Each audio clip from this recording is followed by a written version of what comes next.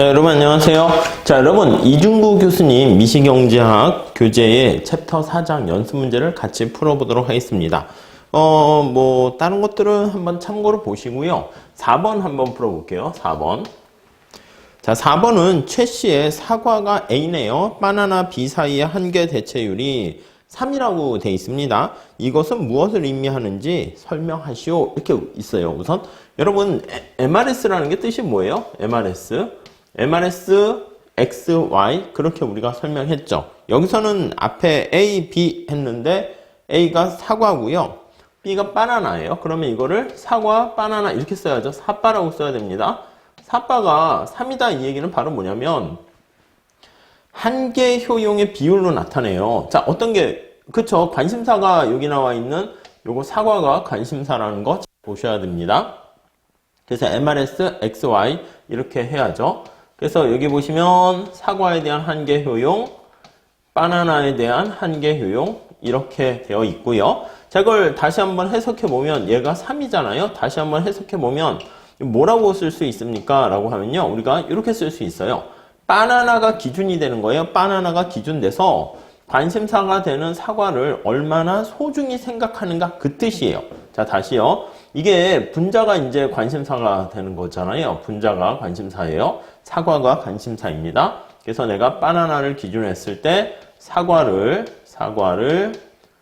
얼마나 소중히 생각하는가 주관적인 교환 비율이에요.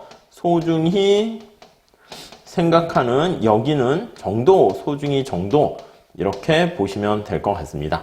아셨죠? 그러니까 나는 바나나에 비해서 사과를 3배 좋아한다 이 뜻이에요. 그러니까 사과를 하나 얻기 위해서는 나는 바나나를 3개나 포기할 생각이 있다. 이렇게 생각하시면 되겠습니다. 네, 그래서 그 의미를 잘 보시고요. 그 다음 요거는 개인의 어떤 선호에 대한 비율을 나타내는 거잖아요. 근데 거기 보시면은요. 사과 바나나 사이의 가격 비율이 PB분의 PA가 4에서 2로 떨어질 때 뭐 이렇게 나와 있는데요. 여기 보시면은 자, 사과랑 바나나의 가격 비율이에요. 그러면 여기 사과, 바나나 먼저 쓸게요. 바나나. 관심사가 사과입니다. 사과의 가격 이렇게 있어요.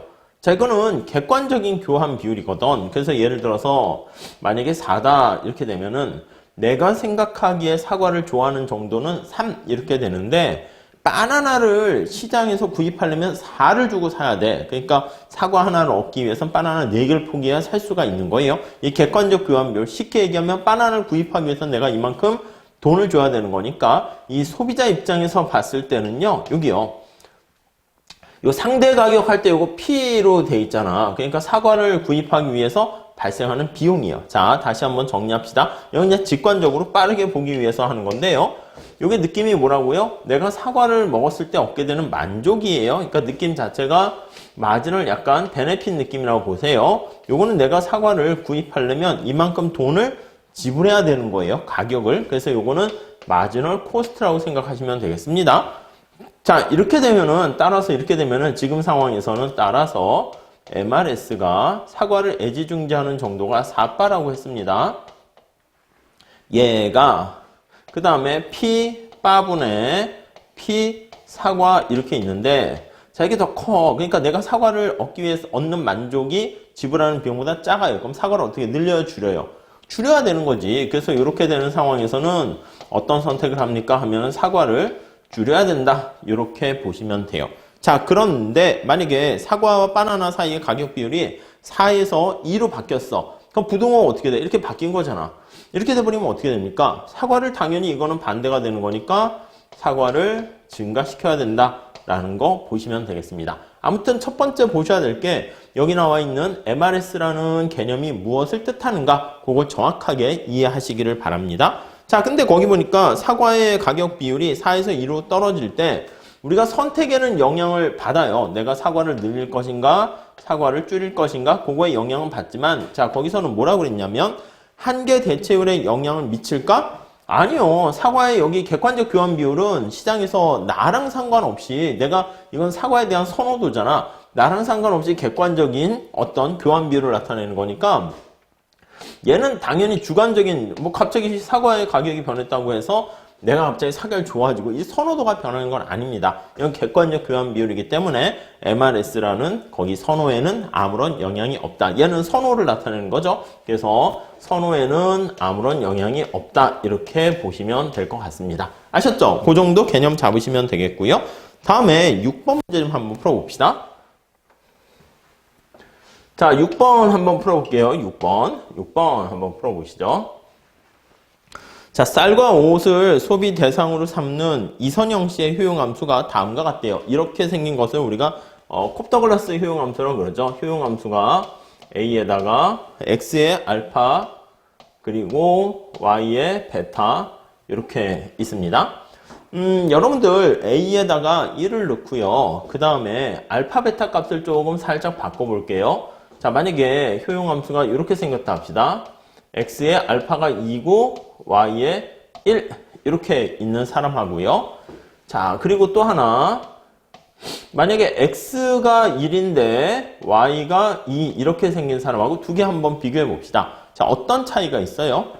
자, 누가 X제를 훨씬 더 좋아하는 사람일까요? 여기 잘 째려보시면은 자, X 위에 지수가 2 이렇게 있잖아. 이거는 X 소비량이 증가할 때 요거 A라는 사람이라 할까요? A라는 사람은 X 소비량이 증가할 때 효용이 빠르게 증가한다고 이해되시죠? 근데 Y가 증가하면 Y의 개수가 1, 2, 3, 4 증가하면 효용이 1, 2, 3, 4 이렇게 증가하는 거예요. 그러니까 이 사람은 X제가 증가했을 때 효용이 제곱으로 증가하니까 훨씬 더 효용이 빠르게 증가하고요. 여기 B라는 사람이라 할게요. 이 B는 Y의 제곱으로 돼 있으니까 Y의 소비량이 증가할 때 효용이 빠르게 증가하는 사람입니다. 무슨 말씀인지 아시겠어요? 그러니까 이 사람은 X, Y가 둘 다 쓰레기가 아니라 효용을 증가시키는데 그 중에서 X 위에 요 알파가 크잖아요? 그러니까 이 사람은 X제를 더 소중히 생각하는 사람이다 라고 우리가 볼 수가 있어요. 요 B는 어떻게 해요? X제를 덜 소중히 생각한다. 이렇게 생각하시면 돼요. Y를 훨씬 더 소중히 생각하는 사람이다. 이렇게 정리를 하시면 되겠습니다. X제를 소중히 생각하면요. 우리가 뒤에 아마 아시겠지만 MRS를 구하잖아요. X, Y 구하면 이게 큰 사람이 될 거예요. MRS가 크다라는 것은 관심사인 X를 얼마나 소중히 생각하는가 그렇게 볼 수가 있습니다. 아시겠죠? 자, 우선 그 정도 살짝 봐주시고요. 여기서는 뭘 물어봤냐면 쌀과 옷 사이, X가 쌀이고 Y가 옷입니다. 쌀과 옷 사이 한계 대체율을 구하시오 이렇게 나와 있습니다. 자, 한계 대체율을 한번 구해보면은 1번인가요? 자, MRS를 구하세요 라고 했습니다. X, Y 이렇게 써요. 그러면 분자는 어떻게 됩니까? 라고 하면요. 요게 X제에 대한 한계 효용의 비율이고요. 분모는 Y제에 대한 한계 효용의 비율 이렇게 보시면 되겠습니다. 자, 우리 여기다 한번 쓰게 되면은 X제로 이걸 미분하면 돼요. 알파가 내려오고 하나 빠지면 되죠. 뭐 거기 보통 알파는 뭐 0보다 크고 1보다 작다 이렇게 많이 얘기하는데 자, 우선 살짝 여기 한번 볼게요. 색깔을 요걸 합시다. 알파가 내려가고 A에다가 X의 알파 지울게요. 마이너스 1 돼 있고 Y의 베타 이렇게 돼 있는 거 알 수가 있어요. 자, 밑에 분모는 어떻게 됩니까? 분모는 요거는 Y로 미분하는 거잖아요. Y로 미분하면 베타가 내려와요. 네, 베타가 내려오고 A의 알파 그리고 Y의 베타 마이너스 1 이렇게 됩니다. 이해되셨죠? 자, 이거 정리 좀 해볼게요. 정리를 하면 A와 N은 지워지고 여기 X는 분모가 많아요? 분자가 하나 많아요? 여기 알파 지워내면 X의 마이너스 1승이잖아요. 그럼 밑으로 내려가겠죠? 그래서 정리를 하면 베타분의 알파 밑에 X가 하나 더 많습니다. 여기 보시면 그리고 여기는 베타 지워지면 Y의 1승이 마이너스 1승이니까 위로 올라가서 Y 이렇게 되는 거 알 수가 있습니다. 잘 구했죠? 자, 2번 한번 보시면 자, 이 효용함수에서 도출한 무차별 지도에서는 어떤 특성을 발견할 수 있을까? 그 이유는 무엇인가? 자, 우리가 이게 동조적 효용함수 또는 동차 효용함수 이렇게 얘기했습니다. 동차가 이제 동조 속에 들어가 있는 거죠. 동차 함수의 특성이 어떤 게 있습니까? 하면 우리 그래프에 표현을 하시는 게 좋을 것 같은데요. 여기 보시면 알파 베타는 1이라고 하면 둘 다 싹 없어지는 거라고 생각을 하시면 되겠습니다. 자, 그러면 MRS가 뭐에 의해서 영향받습니까? 라고 하면 여기 나와 있는 X분의 Y에 의해서 영향을 받아요. 이게 무슨 말입니까? 라고 하면 x분의 y가 이렇게 주어져 있잖아요. 여기가 x고요. 여기가 이제 y 이렇게 있어요.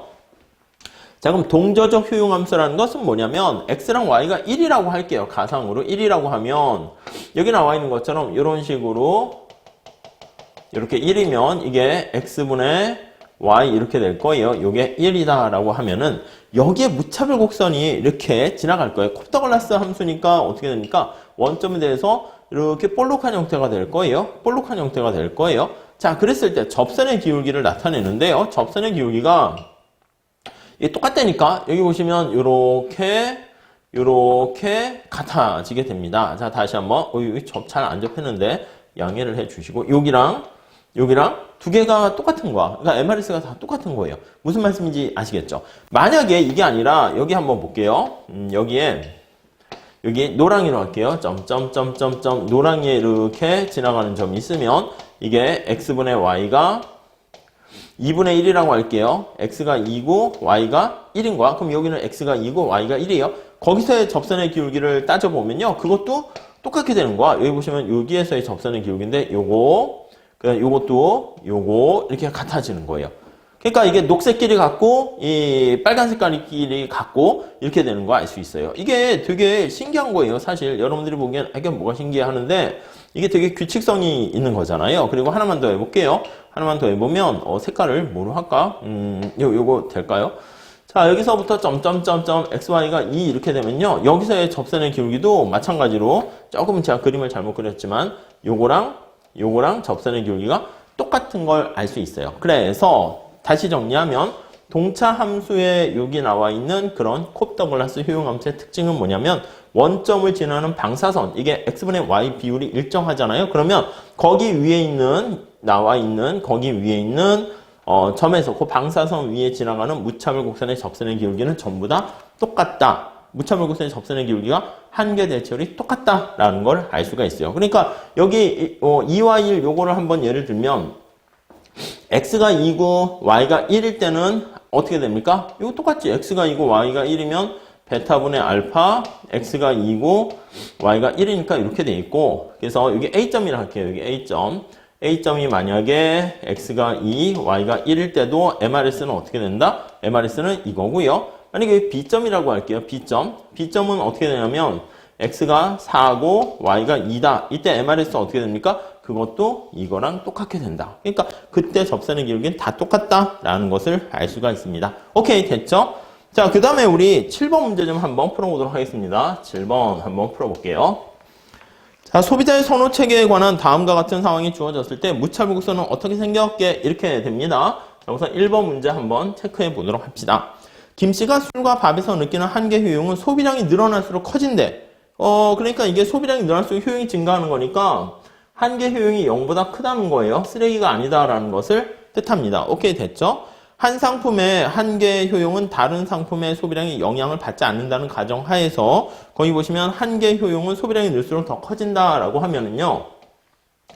소비를 더 많이 할수록 한계 효용이 체감하는 게 아니라 체증한다. 이렇게 보시면 되겠습니다. 자, 거기 우리 교수님 교과서의 내용을 보시면 알겠지만 밑에 앞에 문제도 있긴 합니다. 5번 문제도 비슷한 건데 한계 대체율과 한계 효용은 직접적인 관련이 없어요. 근데 거기 나와 있는 것처럼 이제 직접 똑같지 않아요. 그러니까 한계 효용이 뭐 체증하거나 체감하더라도 비율은 뭐 달라질 수가 있는데 거기 나와 있는 것처럼 다른 상품의 소비량이 영향을 받지 않게 되면 한계 대체율과 한계 효용은 같은 형태를 보여요. 그래서 여기 나와 있는 것처럼 한계 효용이 체증하게 되면 한계 대체율도 체증한다. 이렇게 보시면 될 것 같습니다.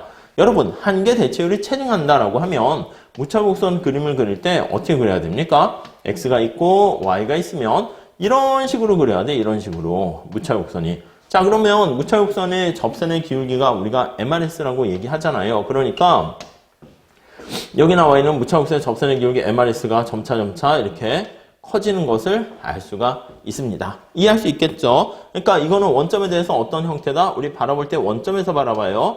이게 볼록한 게 아니라 오목하다 이렇게 얘기를 하게 됩니다. 아셨죠? 네, 그렇게 정리하시고요. 다음에 2번 볼까요? 자, 2번 한번 보시면 자, 이 씨는 자신이 특별히 고하는 칵테일을 즐겨 마시는데, 그렇군요. 칵테일, 소주도 아니고. 아무튼 이 칵테일은 그렇군. 막걸리 한 잔에 고량주 반 잔을 섞어 마신대요. 좀 특이하죠? 이것도 칵테일이네. 칵테일이 섞는다는 거니까. 그 정확한 비율이 지켜져야 된대요. 그의 효용은 술 마시는 행위에서만 나온대요. 아까 술 외에는 이 사람은 뭐 거의 술 중독자인가 봐요. 뭐 효용을 증가시키지 못하는 거예요. 자, 수평축에다가 칵테일 만드는 두 개의 재화를 섞어서 만든 거니까 이제 완전 보완제라는 걸 알 수가 있고요. 무차별곡선이 L자라는 걸 알 수가 있어요. 수평축에다가 뭐 고량주를 놓을 수 있고 막걸리를 놓을 수 있는데 고량주라고 할까요? 고량주. 여기다 막걸리를 놓는다고 할게요. 자, 그런데 어떻게 섞어 마십니까? 하면 거기 세 번째 줄 다시 보시면 막걸리 한 잔에 고량주 반 잔을 섞어요. 그럼 고량주 2분의 1이 되었을 때 막걸리가 하나가 이렇게 딱 결합이 되면 그때가 하나의 칵테일이 만들어지는 거야. 만약에 내가 갖고 있는 게 고량주가 2분의 1 갖고 있는데 막걸리가 이제 두 잔이 있는 거야. 그렇게 되면은 소용이 없어. 그걸 섞으면 맛이 이상해지니까 하나는 그냥 거의 버리는 거랑 같은 맥락입니다. 이 비율이 딱 맞아 떨어져야 돼요. 그래서 무차별곡선 첫 번째 L자라는 거 알죠? 근데 L자일 때는 결합 비율이 중요한데 이렇게 된다라는 거 생각하시면 되겠습니다. 자, 그래서 여기 보시면 고량주가 2분의 1일 때 그리고 막걸리가 하나씩 결합돼요. 그럼 고량주가 1이면 어떻게 돼요? 막걸리는 2 이렇게 돼야 되겠죠. 그래서 점점점점 요 비율이 정확하게 맞아 떨어져야 되는 거예요. 아셨죠? 자, 그래서 만약에 여기다가 우리가 표시를 한다라고 하면 요거를 쭉 따라가는 요 궤적에 요 무차별곡선이 놓이게 됩니다. 자, 그래서 무차별곡선이 여기에 또 이렇게 위치해서 이렇게 되는 거 알 수가 있겠습니다. 아시겠죠? 그러면 이거 함수를 효용함수 쓰면 어떤 식으로 될까요? 둘 중에 작은 게 전체를 나타냅니다. 자, 그러면 여기 보시면 고량주에다가 2분의 1 하니까 고량주가 x라고 할게요. 그럼 x에다가 2x, y 이렇게 되는 거야. 이해 가세요? 그럼 고량주가 2분의 1 넣으면 여기가 1 되고 칵테일은 1 넣으면 1 되니까 그래서 같이 결합 비율이 되는 거죠. 이것도 헷갈릴 수 있으니까 좀 잘 봐주시면 좋겠습니다. 다음 3번 볼게요. 자, 3번 한번 같이 한번 볼까요? 3번 보시면 자, 3번은요. 거기 박 씨가 쌀 소비에서 얻은 한계 효용은 소비 증가에 따라서 점차 체감하는데 옷 소비에서 얻는 한계 효용은 소비 증가에도 불구하고 불변으로 유지가 된대요. 그러니까 쌀을 보시면 쌀은 한계 효용이 쌀이라고 합시다. 0보다 커요. 근데 한계 효용이 체감한다고. 쌀은 한계 효용이 체감. 이게 한번 미분하면 그게 0보다 작게 된다라는 거죠. 증가하긴 증가하는데 체감적으로 증가하는 거예요. 자, 옷은 한계 효용은 소비 증가에도 불구하고 불변해. 그러니까 옷이 쌀에 영향을 받지. 거기 옷은 소비, 거기 보시면 옷 소비에서 얻는 한계 효용은 소비 증가에도 불변하고 일정하대요. 그러니까 옷은 물론 이것도 쓰레기는 아닌 거예요. 그래서 한계 0보다 크지만 옷에 대한 한계 효용은 그냥 일정하다 이렇게 보시면 될 것 같습니다. 이런 특성을 갖고 있네요. 자, 그래서 만약에 쌀과 관련된 옷과 관련된 이걸 보면 그림을 자 그려보면 알겠지만 수평축이 만약에 쌀이라고 하고요. 여기 수직축이 옷이라고 이렇게 하면 한계 대칭이 어떤 모양이 될까요? 거기 보시면 한 상품의 한계 효용은 다른 상품에 영향을 안 받는다고 그랬기 때문에 쌀에 대한 한계 효용이 체감하면 영향을 안 받으니까 그래서 무차별곡선이 원점에 대해서 볼록한 이런 형태가 된다라는 것을 알 수가 있습니다. 자, 4번 한번 풀어볼게요. 4번. 자, 4번은요. 거기 보니까 정 씨는 쓰레기와 분뇨라는 두 비재화의 어떤 조합을 선택해야 하는 불쾌한 상황. 불쾌하대. 둘 다 효용을 떨어뜨리네요. 그러면 쓰레기에 대한 한계 효용은 0보다 작다라는 거 알 수 있고요. 분뇨라는 이것도 이제 쓰레기가 되는 거죠. 효용을 감소시키는 겁니다. 자, 이렇게 되었을 때는 거기 나와 있는 것처럼 효용함수가 주어지진 않았어요. 하지만 여기서는 이게 쓰레기, 둘 다 쓰레기네.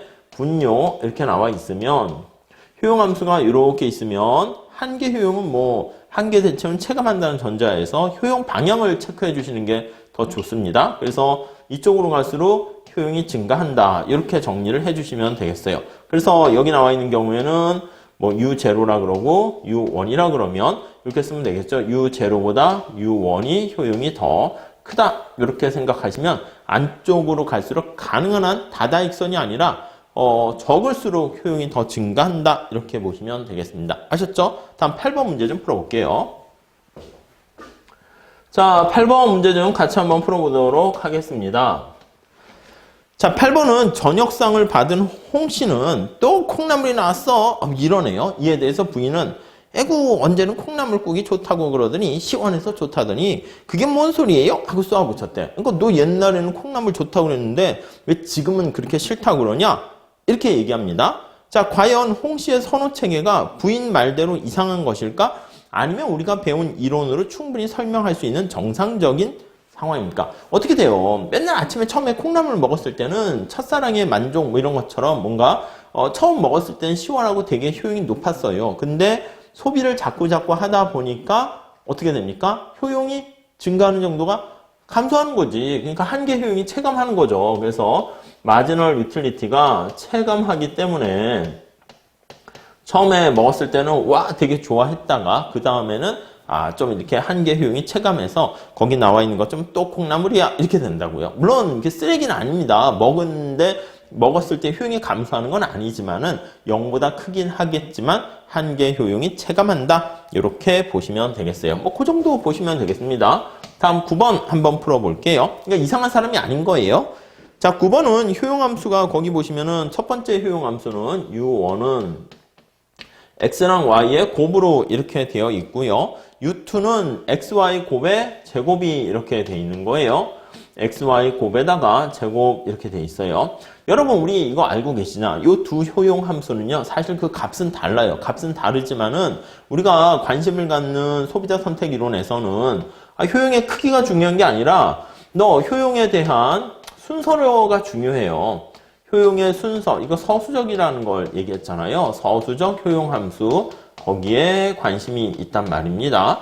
자, 그랬을 때는 여기 나와 있는 것처럼 XY 이렇게 나타낸 거랑 XY에다가 루트를 씌우는 거랑 효용의 결과, 우리가 선택을 할 때 선택의 우선순위는 순서 입장에서는 동일하다 이렇게 보시면 된다고요. 그렇죠. 우리가 여기 이렇게 고무줄이 있습니다. 이렇게 고무줄이 있는데 여기다가 이제 A라는 점을 찍고 여기다 B라는 점을 찍었어요. 그럼 이 고무줄을 이쪽으로 이동을 하던 위로 올리든 밑으로 내리든 아니면 이거를 납작하게 만들든 쭉 늘리던 그렇게 해도 A와 B의 순서가 변해요? 안 변해요? 안 변하잖아. 그렇게 어떻게 뭐 변환을 가했을 때 그랬을 때 순서가 바뀌지 않으면 우리는 동일한 효용함수를 갖게 된다. 동일한 어떤 효용함수다. 이렇게 보시면 돼요. 의사결정할 때 똑같기 때문에 같은 거다 보시면 돼요. 그래서 여기다가 루트를 씌우거나 이렇게 변형을 할 때 뭐 동조적인 뭐 어떤 변형을 할 때 뭐 루트를 씌우거나 2분의 1승 하는 거죠. 제곱을 한다거나 여기다 더하기 10을 한다거나 다 똑같은 결과를 얻게 되고요. 이거를 똑같다 다르다라는 것을 우리가 어떻게 파악합니까? 라고 하면요. 파악하는 방법은 간단해. 여기 나와 있는 이 효용함수의 특성을 한마디로 정의한 게 위에서 투영시켜서 등고선 보듯이 내려다보는 거잖아요. 그게 뭘 가지고 얘기합니까? 맞아요. MRS를 구한단 말이야. 그래서 MRS를 구해서 MRS가 동일한 값이다 라고 하면은 이것은 동일한 효용함수다. 이렇게 보시면 될 것 같습니다. 자, 무차별 지도를 그렸을 때 둘 사이에 어떤 차이가 있는가? 차이가 없어요. 네, 그 정도 정리하시면 될 것 같습니다. 자, 다음 11번 문제 좀 한번 풀어보도록 하시죠. 11번 한번 풀어볼까요?